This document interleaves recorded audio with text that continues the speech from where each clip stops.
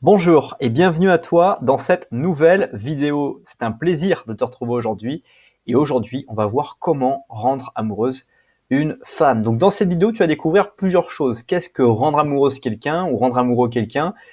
Aussi rudimentaire que ça puisse paraître, c'est important de refaire un petit laïus là-dessus. Et ensuite on verra 7 astuces pour vraiment rendre amoureux quelqu'un et pour pouvoir aussi avancer dans une relation de couple. Reste très attentif jusqu'à la fin de cette vidéo puisque j'aurai un petit cadeau à t'offrir dès la fin de cette vidéo. Rendre amoureux quelqu'un est une chose dont il n'y a pas de règles factuelles ou d'étapes à suivre spécifiquement puisque tout dépend non seulement de votre psychologie du moment, mais aussi de la psychologie et de la disponibilité de la personne que vous courtisez. Donc si une personne avec qui vous êtes et vous passez du bon temps n'est pas encore au clair avec ses pensées du passé et sa volonté de se projeter dans une nouvelle relation, vous pourrez peut-être être victime de désillusion. Et c'est pour ça qu'il est important de commencer avec cette première astuce que je vais partager avec toi, c'est de respecter la femme que tu courtises. Respecter sur le fait qu'elle ne soit pas forcément au clair de tout, qu'elle n'ait pas encore la vision qu'éventuellement tu as et qu'elle soit un peu en retard sur cette vision parce qu'elle est illusionnée d'une certaine manière sur ce que vous vivez ou sur les choses qu'elle est en train d'assimiler par rapport à votre relation naissante. Très souvent, j'aime à dire que nous sommes des fois comme garçons en train de séduire, chercher à séduire, donc on est préparé pour ce qui va arriver, mais une femme, au contraire, n'est pas du tout dans cette démarche-là, elle n'est pas encore en train de chercher des stratégies pour séduire, et donc peut-être elle peut se retrouver désemparée, d'être tant attaquée d'une armada de choses correctives et positives dans sa vie, qui font que du coup, elle a besoin d'assimiler tout ça et donc de prendre suffisamment de temps, donc respectez-la, c'est le premier point que je vais partager avec toi. Deuxième point, c'est accepter les règles de l'abondance et du choix.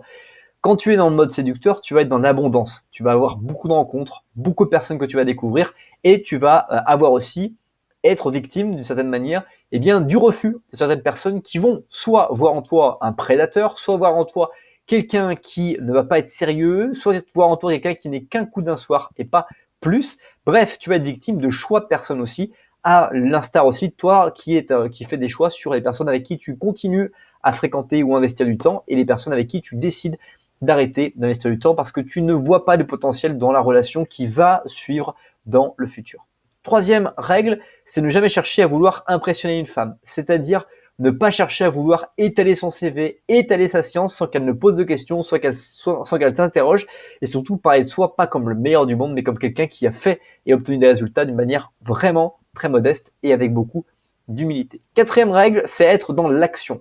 Il n'y a rien de mieux que d'être dans l'action, de montrer qu'on est quelqu'un qui est dynamique dans sa vie et qui ne focalise pas son niveau de bonheur, son niveau de positivisme dans la vie par rapport à la relation qu'il entretient avec sa famille ou avec un partenaire de vie, parce que ce n'est pas ça qui définit, c'est ta propre décision, ta propre psychologie qui fait que tu es heureux ou que tu n'es pas heureux, pas d'être avec quelqu'un parce que c'est une condition extérieure, la condition intérieure tu l'as en toi et c'est à toi de la conditionner pour que tu sois toujours dans l'action et que tu montres que tu sois quelqu'un qui est dynamique et non pas passif de ta vie.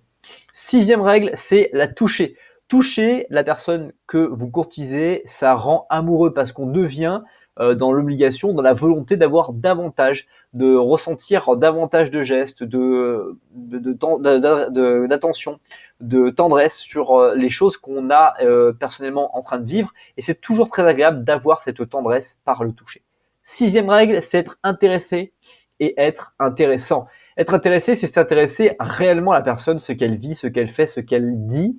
Et être intéressant, c'est savoir aussi raconter la septième règle tout de suite, raconter les histoires de sa vie, c'est-à-dire raconter les choses qu'on a vécues, mais avec une pointe de péripéties pour que les personnes puissent vraiment mémoriser, mais aussi avoir envie d'entrer dans vos histoires pour à leur tour faire partie de ces histoires que vous raconterez plus tard à votre famille, à vos enfants, à vos petits-enfants et pourquoi pas à vos petits-petits-enfants plus tard. C'est déjà la fin de cette vidéo. Merci beaucoup pour le temps que tu as consacré à cette nouvelle vidéo. Si ça t'a plu, je t'invite dès maintenant à me le faire savoir par les commentaires, l'appréciation de cette vidéo ou simplement en ajoutant cette vidéo à tes playlists. Et puis, comme je sais que tu es intéressé à d'autres contenus, je t'ai mis dans la description d'autres contenus, dont le cadeau, la vidéo privée, les 7 secrets pour progresser dans ta vie. Tu trouveras le lien pour que je te l'envoie gratuitement dès maintenant. Passe une bonne suite de journée et je te dis à bientôt pour une prochaine vidéo.